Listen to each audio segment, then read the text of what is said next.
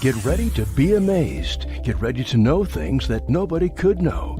Get ready for Recovery Wednesday with America's original radio psychic, Dr. Linda Salvin, along with Candy Finnigan from the Emmy Award-winning television show Intervention. Candy brings her more than 30 years of experience dealing with all areas of recovery. Listen as Candy and Dr. Linda bring expert guests into the conversation to bring your recovery to the next level. Together, they bring you the tools and techniques that bring balance and serenity to your life. For nearly 30 years as a syndicated talk show host and metaphysical clinician, Dr. Linda has helped thousands of people worldwide solve problems on the air and in person with her insights and solutions. So pull up a chair, turn it up, and get ready for a visit with the one and only Dr. Linda. And now, live from Los Angeles, ladies and gentlemen, Dr. Linda Salvin.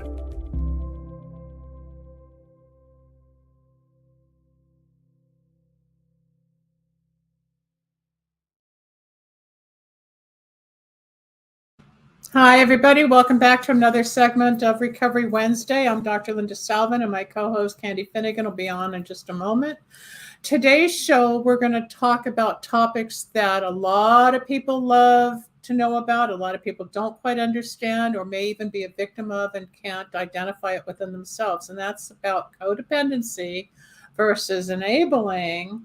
And we're all guilty of it at some point in our life with relationships, whether it's at work, our family, our loved ones, in our intimate relationships, boyfriends, girlfriends, chasing, running, trying to find the soulmate, the love of your life. Is it really love, or is it an addiction? What is codependency? What is enabling? All these questions are going to be talked about throughout the next hour. So hang out with us. And if you have any comments, you can always add to the chat, or after the show, you can contact me, Dr. Linda at lindasalvin.com, or Candy Finnigan at AOL.com. Let's bring Candy on. Say hi for this show. Hey, Candy. Hi. How are you? Good. How are you today? It's good to see you. We both survived the hurricane. We survived the hurricane. One more thing we survived. Lord.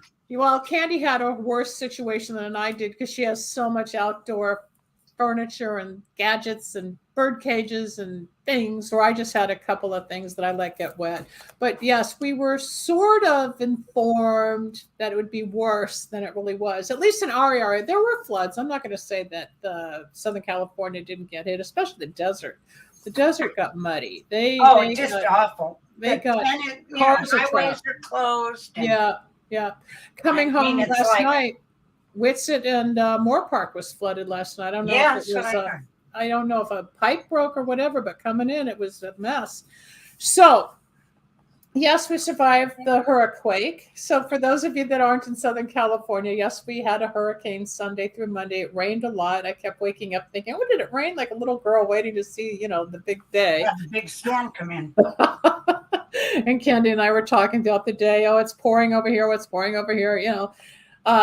But anyway, we did survive, and you survived. And a lot of what goes on out there is more fear-based, or people are getting more frightened. But the truth is, if you have God's spirituality and some form of a way to balance yourself, even though there's anxiety out there, let go, let God, we're still here, and you can ground yourself. We're going to talk about those kind of feelings in this show. So, Candy, talking codependency. I'm sorry?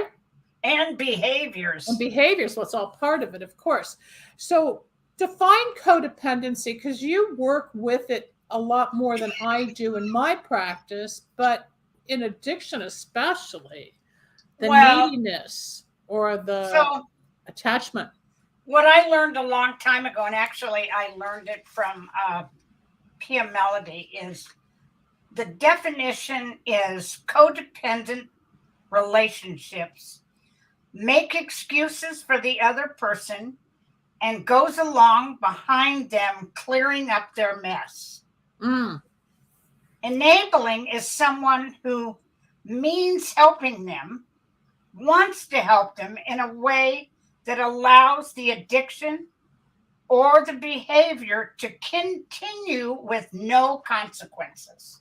So let me ask you a question for an example. So if somebody's enabling, say, a child, their offspring who happens to be an addict, or an alcoholic, or is sick, is addicted, and the mother or father continues to pay their rent or buy them cars and clothes and food and live them at home or whatever, rather than forcing them or encouraging them or helping them detox, get on their own feet. Isn't that part of enabling, where they're being constant making excuses for them and covering them, whether it's at work or Christmas dinner or whatever it is?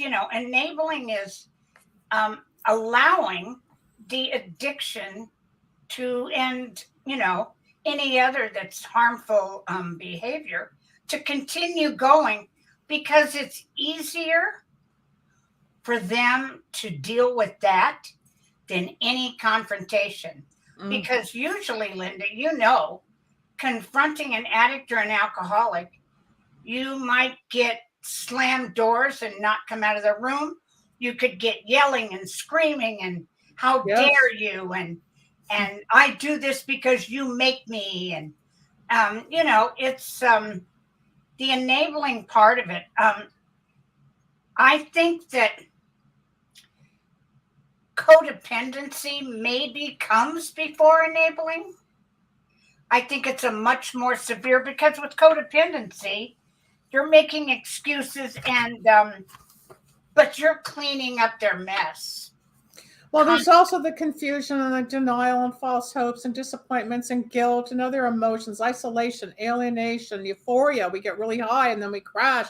The anger, the disgust. Or my mom used to say, "You're not grateful," or, and it's like, grateful. I was grateful, but it's just, I got beat up a lot because of her attitude, of how she was raised. It's generational too. We inherit or we learn from our parents and our generation, and the beauty of treatment or healing is breaking the mold, breaking the behavior and changing some of it. We're not going to be perfect, but I think even in codependency, there's a super preoccupation with the drug and alcohol, right? It's like constantly fantasizing. Where am I going to get the money? Where am I going to go to what bar or whatever, right?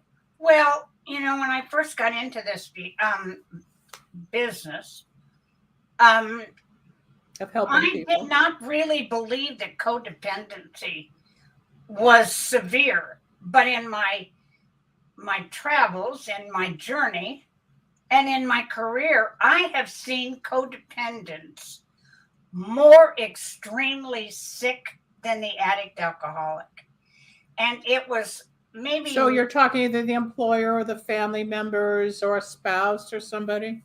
Absolutely. The employer doesn't want to lose the employee, and so they cover for them. The family can't believe that this kind of lying, cheating, and stealing is anything that they raised, because they're compromising their values. And they love them so much. How could they do this to them? And, it's like there is actual treatment for codependency.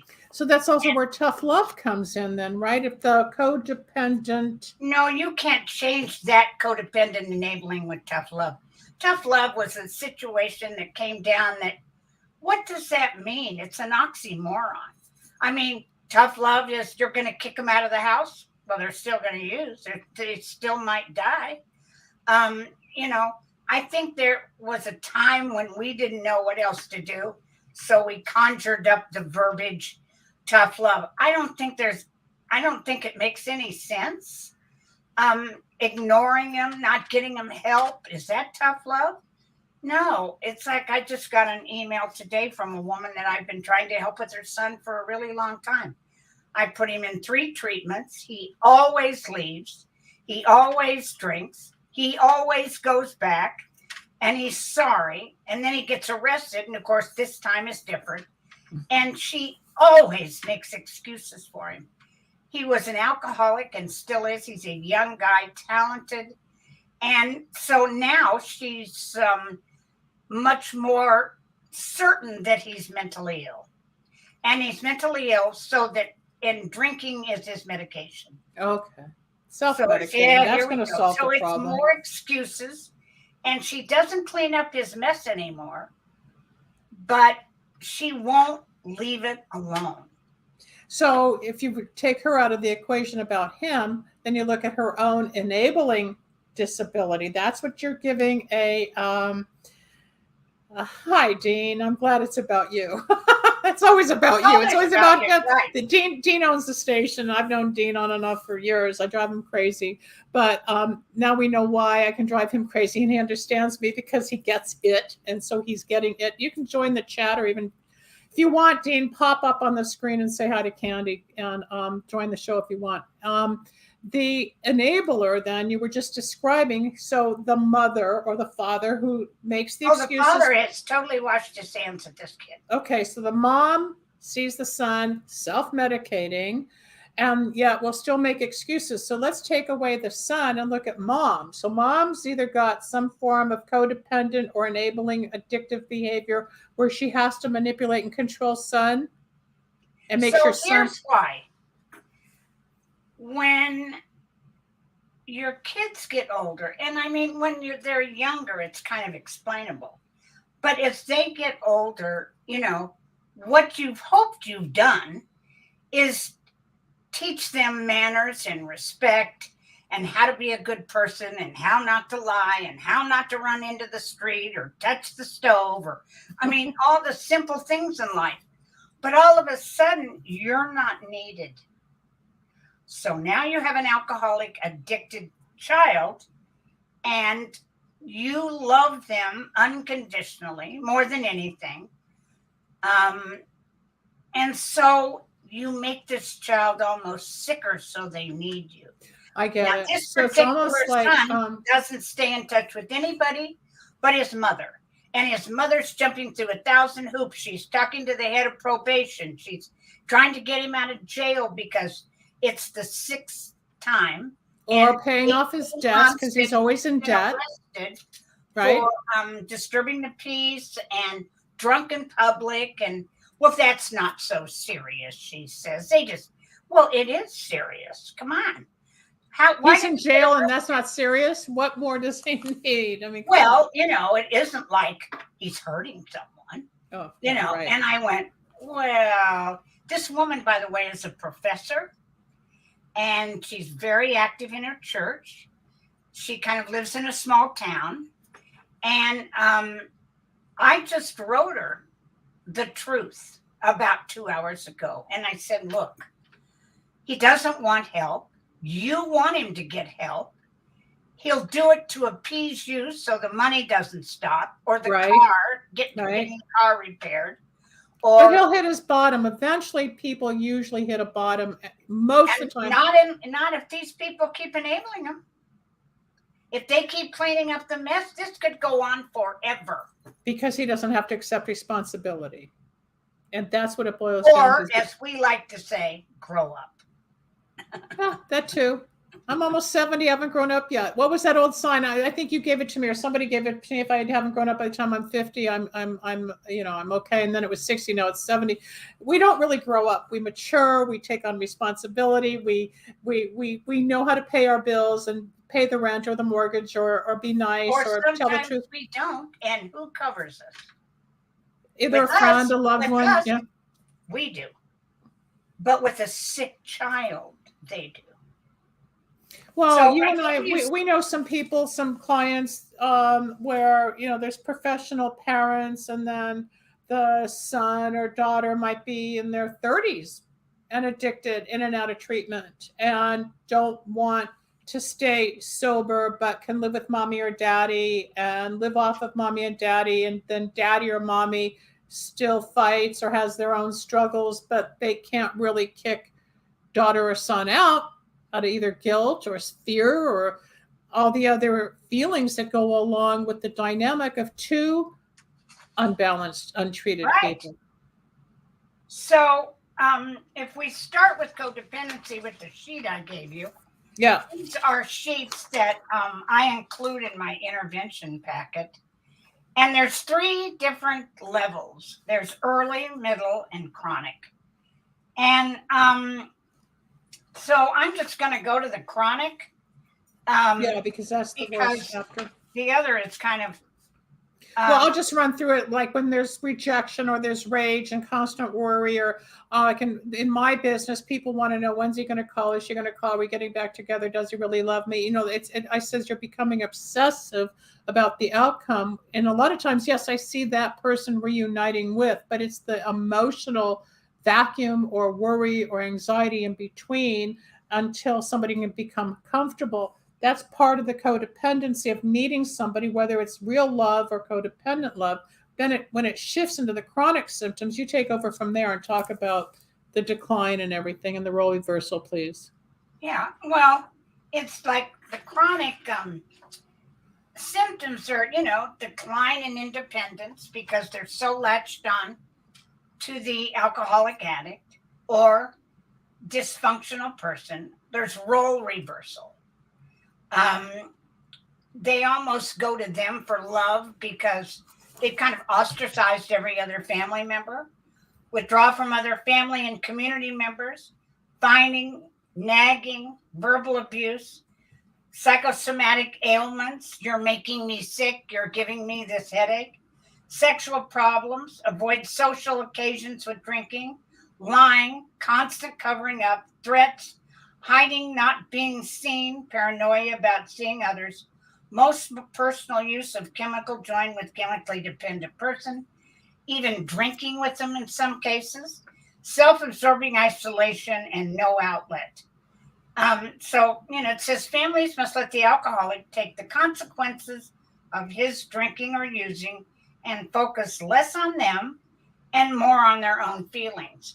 I think that's a great statement. But they don't have any feelings. They don't understand what the feelings are. Your feelings. Right. Or the anxiety or the fear or the ineptness of and they always have the eggshell syndrome. Mm-hmm. Walking down, I don't want to get him angry at me. I don't want him mad at me. I don't want him to yell. I'm doing everything I can. Just this one last time, We have Dean backstage, and I want to bring Dean on because he's relating to our conversation. So I think it'd be nice to have another opinion here, and then we'll continue talking about the behavior because, you're right, where it does say that families must let the alcoholic take the consequences of his drinking and focus less on them and more on their own feelings. But most people don't know how to detach. Most people get afraid of letting go of a bad situation out of fear of what happens to me. How do I live without the drink, the drug, the man, the girl?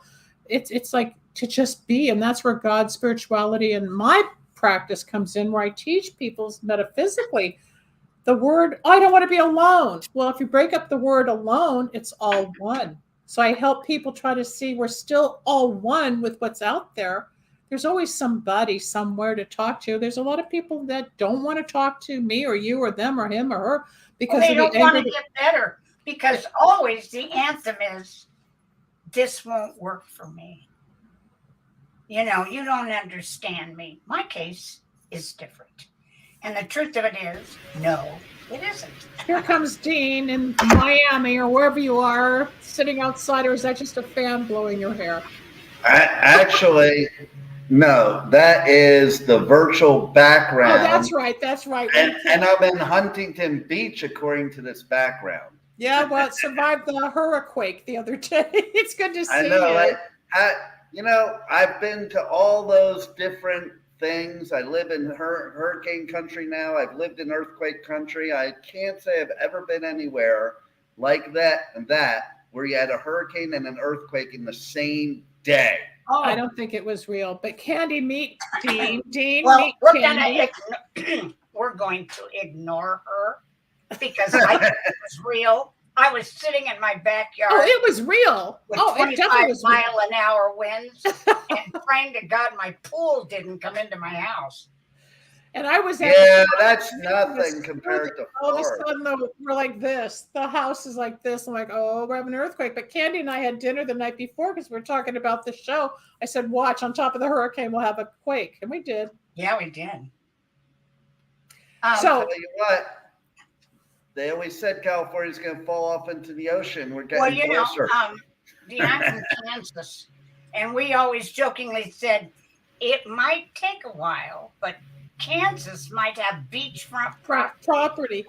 Back in 1969, talking about drugs and alcohol, a group of us from high school, I think I was in 11th grade, we heard California was going to fall off and fall into the ocean. So we all took a hit of mescaline. We drove down to the beach. And we enjoy it for the last time? We did. And we came home, and the beach, Serrano Beach, is still there in Santa Monica. It hasn't fallen yet. I grew up with exactly. tornadoes. We had tornadoes. We had quakes. You knew they were coming. We did. Yeah. Well, let's get back on topic. So when you've got, 8 grandchildren? Yes. How many children? I have 4 children, 8 grandchildren. 3 of those children are daughters. And I chose today to tune into your show because, I share that same mental capability. Yes, and I don't know. I pulled it up on my TV actually, so I was watching it, and I'm like, "Holy crap!" It's about me. Yeah, that's what the show is about. Hopefully, it reaches people. And it wasn't ego, because normally that's what it would be. It would be ego. But I know. I am a child of 2 high-functioning, high-class addicts. I am the picture you see in the dictionary for high class. Meaning because they had wealth and they had status. They were. They acted with class. They didn't act like they were like some junkie. Yeah, it's like they come in. Yeah. And it's funny because the picture in the dictionary of codependent is definitely me. And you'll laugh because I never thought of it that way. I always thought of myself as advantaged, actually, until somebody said to me that, and it was after I was going through my divorce, and they're like, "You're codependent," and I want to say this for all the people listening because Thank my you. answer. Go on. My answer to her, this was a friend of mine who was also a therapist. So she was giving me a legit thing. It wasn't just an opinion. And I'm like, what are you talking about? I've never depended on anybody. And that's what I thought that meant. And I'm highly educated. So I imagine a lot of people think that way. And then she explained it to me. I'm like, holy crap, you're right. And it's funny you asked about my kids and grandkids, and I'll speak more about my kids, especially the daughters. Well, the only reason I asked, it. Of course, but the only reason I asked, because I don't want to do the whole show on that, it's just that you see with your family, you've had 4 kids that gave you 8 grandkids, you've had a wife, parents, you see. So in this process of your life, in your 50s, there's been abuse, addiction, codependency, enabling, pain, all of this you relate to as a human being, which is what everybody experiences at some time, only some are more sick than others or more affected. Or they don't realize it, like me. No, this is right, because they deny the behavior or the term. It is as progressive as any other function. Yeah. And I can speak for myself that I always thought it was cool when I was younger. It wasn't until this stage of life that I realized that codependency did not serve me well. I always thought it made me a better person, and it did not serve me well. And you got more introspective, and you got to see the definition and apply it, and then you see your own part in it and how you behave with others in your relationships. But my question I can't say no to my kids. They know how to work things. But let me stop right here. Because I believe in some senses that isn't codependency. And the reason is because these gifts that were given to you and I Not only do we want to be proud of them, and we want to be proud of ourselves for raising good kids, because I've got to, but the situation is that why would you say no to them when it isn't hurting anybody? Because a lot of times with me, I didn't even know really what was going on. My daughter lives in Oregon. My son lives in Marin County above San Francisco. And I just made excuses, not really for them, but for myself.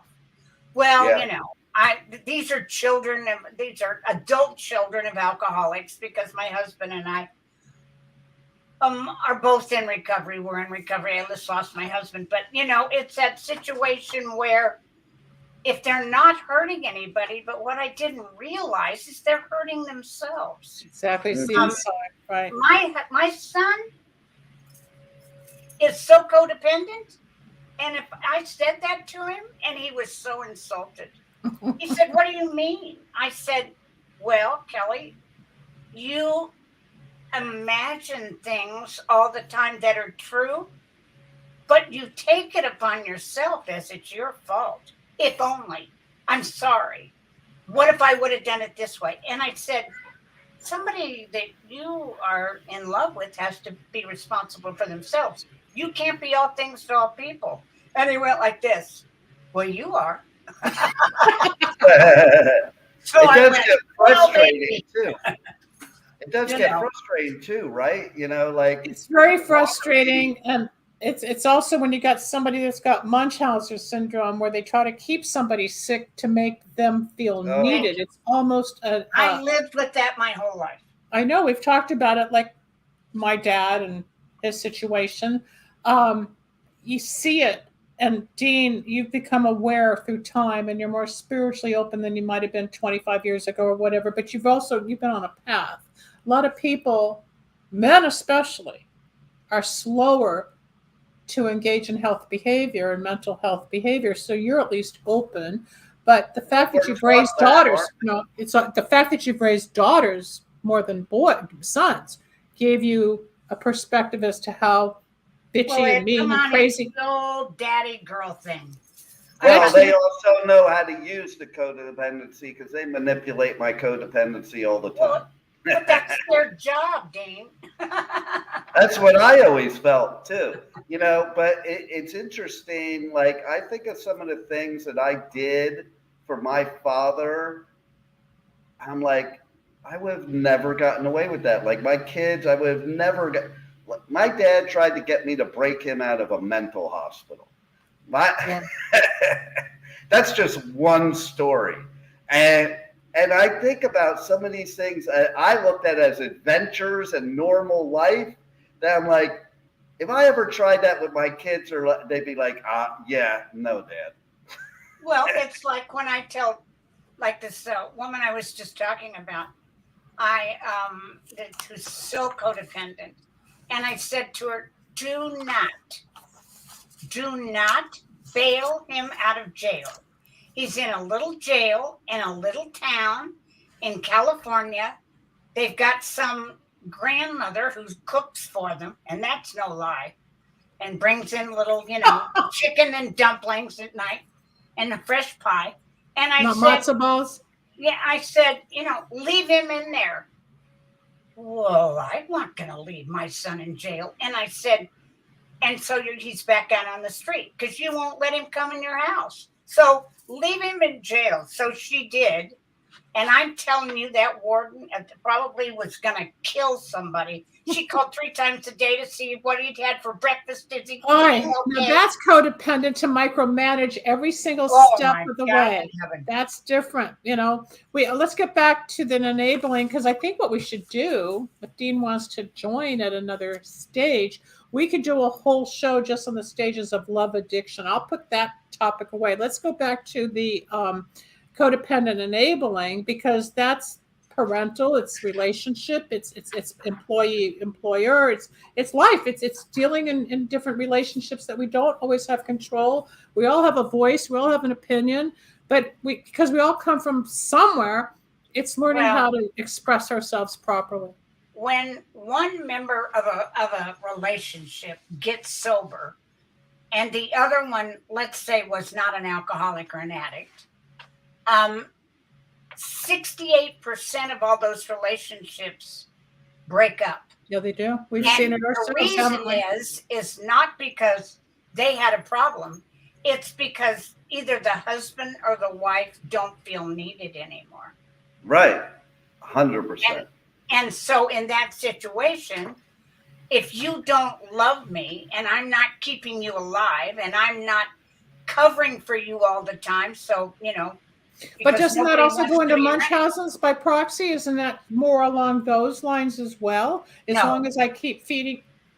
No. Yeah, see, I don't think so either. No, it isn't at all. My brother was diagnosed with Munchausen's, and in some senses by proxy, because it was I'm adopted, and so's my brother, and my mother lost a biological child when she was 7 to polio, and then she had a stillbirth 4 months later.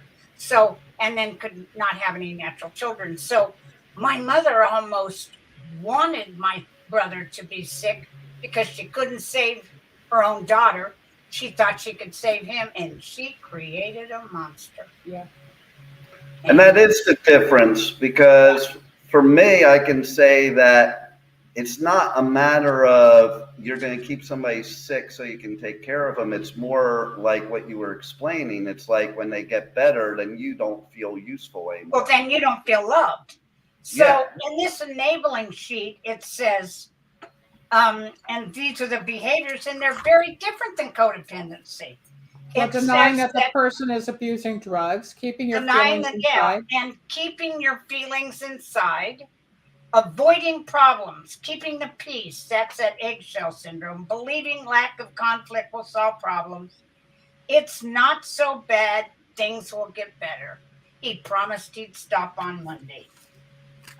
Protecting the chemically dependent person from pain, psychological moment.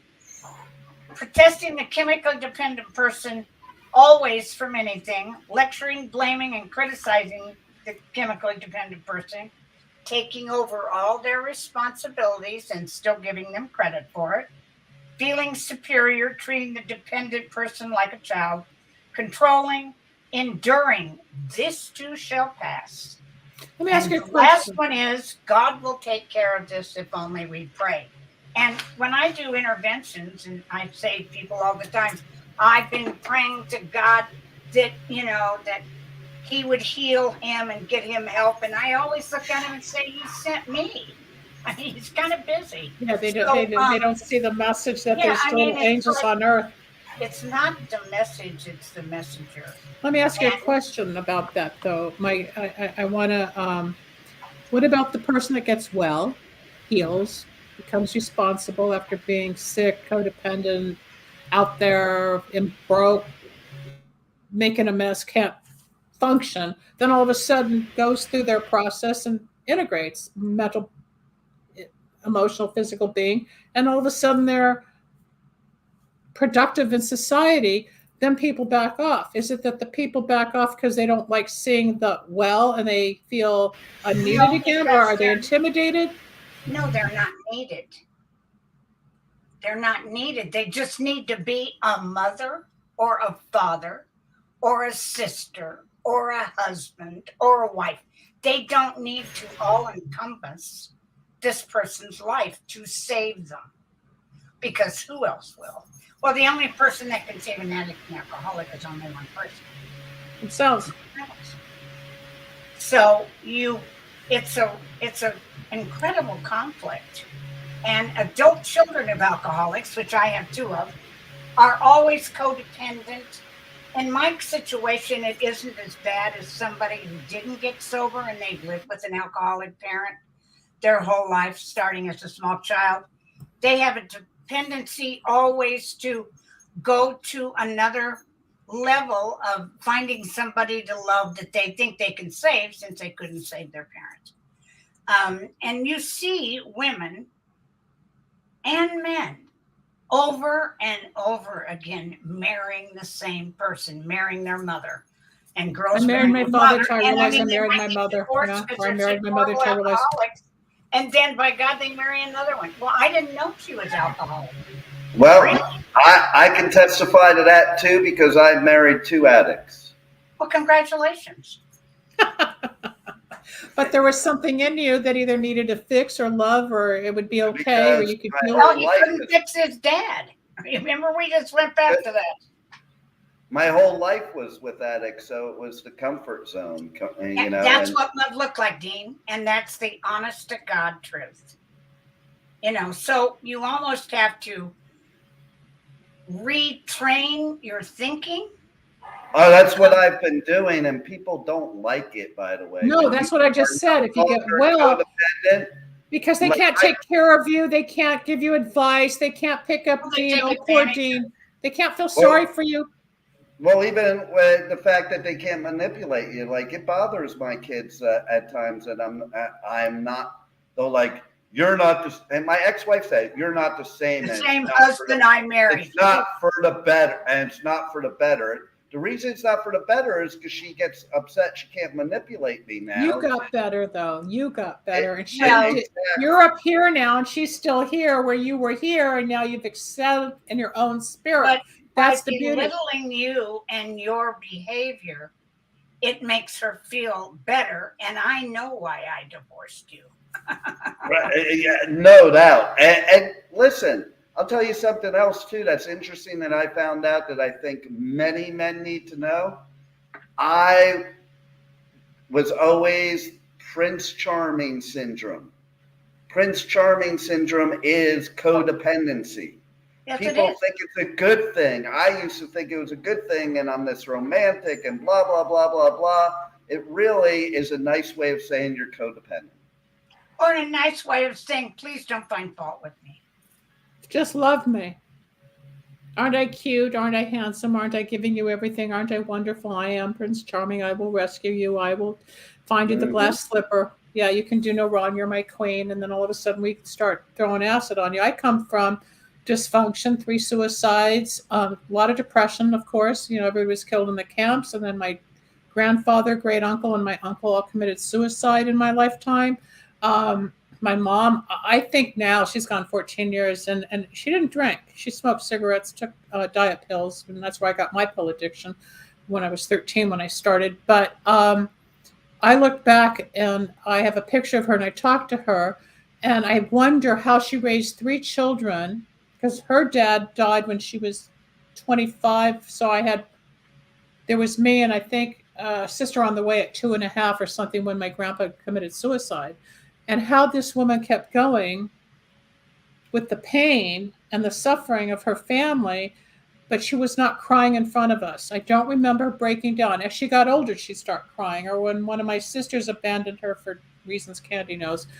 And I was there. I think I enabled my mom during those days after my sister got married and they rejected my mom. And I showed up every Saturday for lunch and shopping because she'd cry and she was heartbroken and I felt bad. So that probably was my enabling, or maybe it was codependent, or I just loved my mom and I didn't want to see her hurt. We take on different roles, but we all come from some type of trauma, or there's no Ozzie and Harriet lifestyle out there. There's not, you know, the kings and queens. And it's funny. Just remember, I always want to remind everybody how Ricky Nelson died. Drugs in an airplane crash.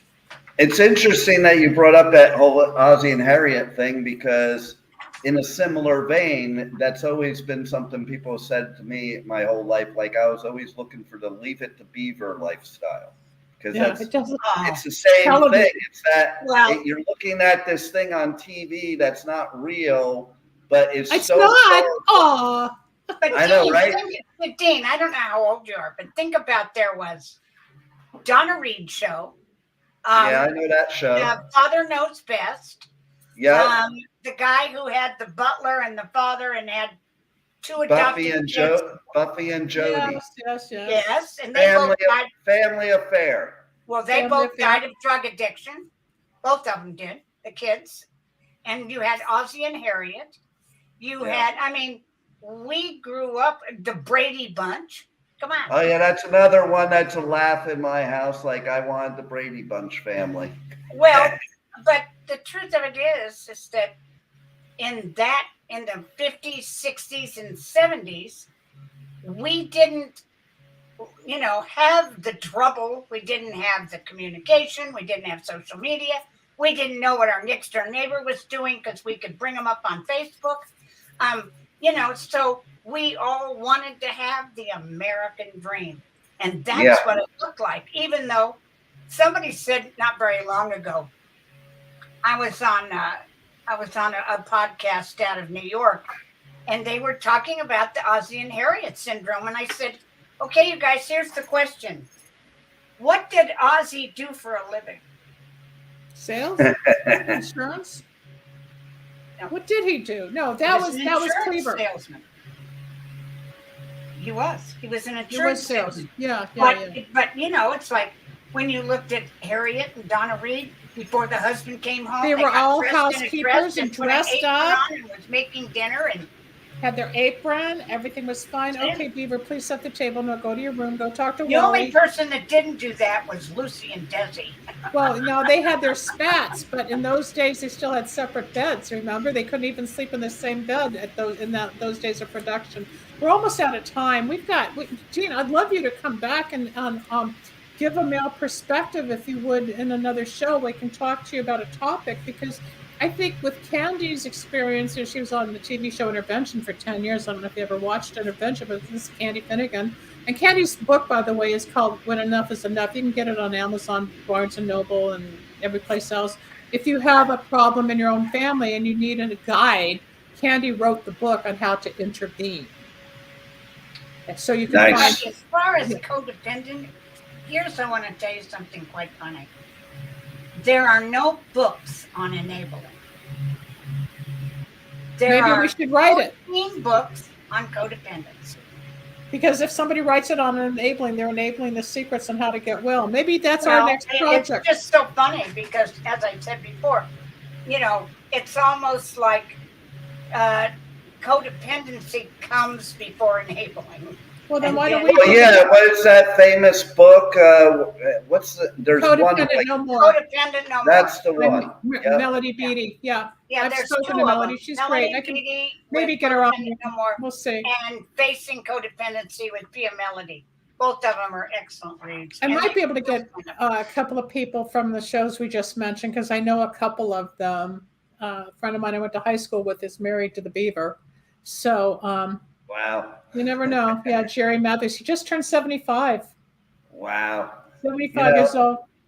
It's funny too, because you really don't realize how negative the codependency is until you literally Step away.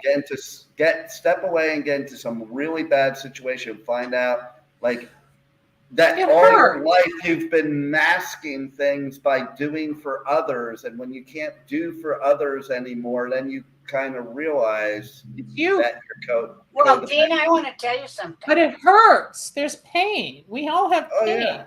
85% of everybody who I have dealt with on an intervention did not do it sooner and get the help that the person they loved, get them the help they needed because of one reason.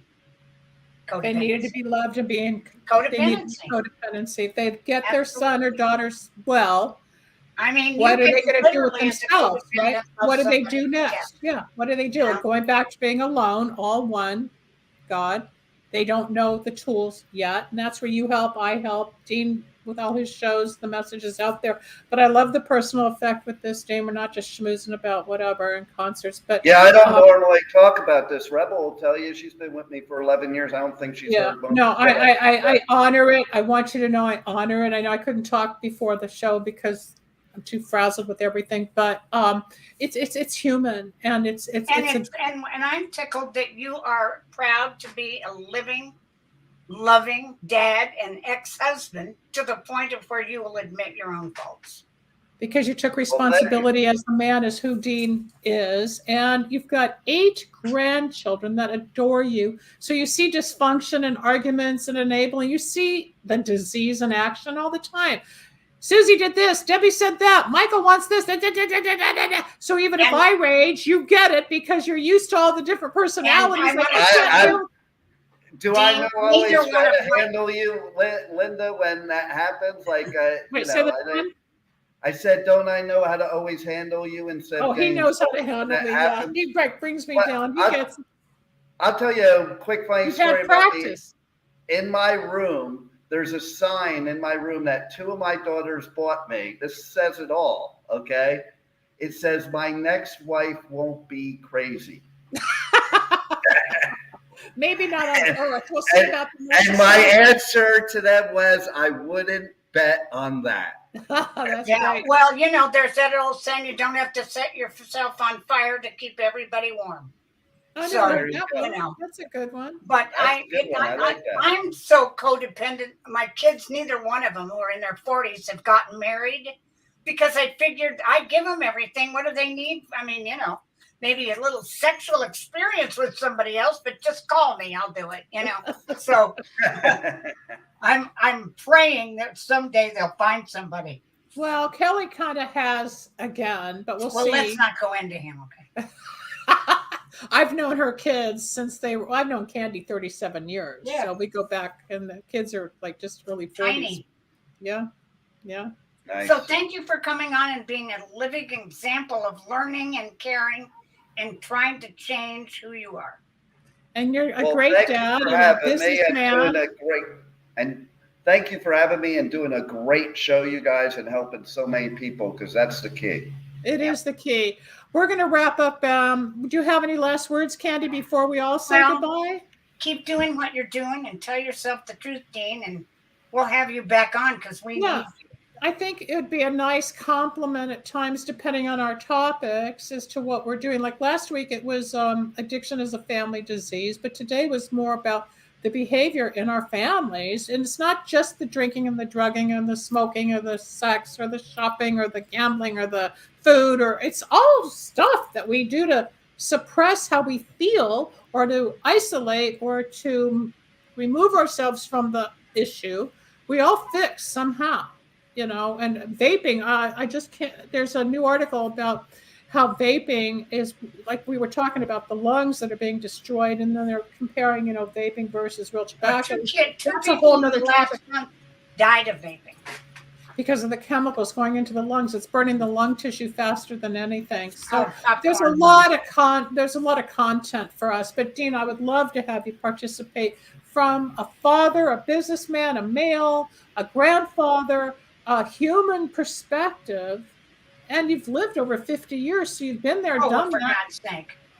Yeah, well, I'm older than you're.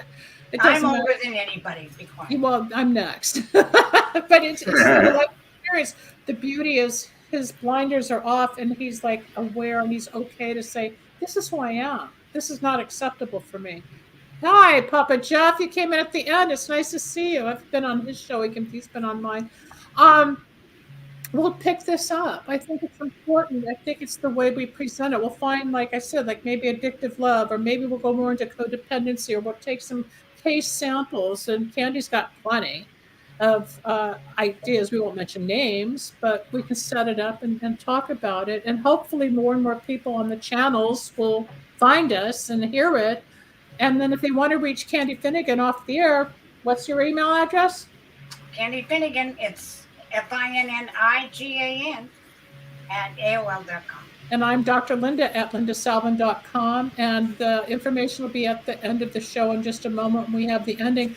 Dean, thank you. I'll talk to you in a few hours. Candy, you have fun in Malibu. I know what you're doing with the kids. Yeah. Everybody, this is Dr. Linda Salvin. You're watching, listening to Recovery Wednesday on whatever platform you are. Download, contact us. We're here to help you. And if you've got a problem with addiction of any of the substances, or you're having problems in the communication of the family unit, which we all do, we're here to help give some guidance, some solutions, because it's all there. Like the will of God. Everybody's recovering from something. Exactly. Everybody is recovering from something. And like the will of God will never lead you, where the grace of God cannot keep you. So if you're just open, answers will come. If you're just open to what we have to say, we'll all recover. We'll see you next Wednesday. Thank you very much. And Bye. Bye, Dean. Thank you, everybody. See ya. Thanks for joining us. We hope you enjoyed Recovery Wednesday. You can reach Dr. Linda at 888-509-1077 or at lindasalvin.com and Candy Finnigan at candyfinnigan@aol.com. Need a breakthrough of your own? Ready for answers or insights nobody else has? Reserve your own one-on-one in-person chat. Dr. Linda isn't just for other people. Dr. Linda gets results for you. And it's easy. Contact details are on screen now. Just click on lindasalvin.com or call toll-free 888-509-1077. That's lindasalvin.com or toll-free at 888-509-1077.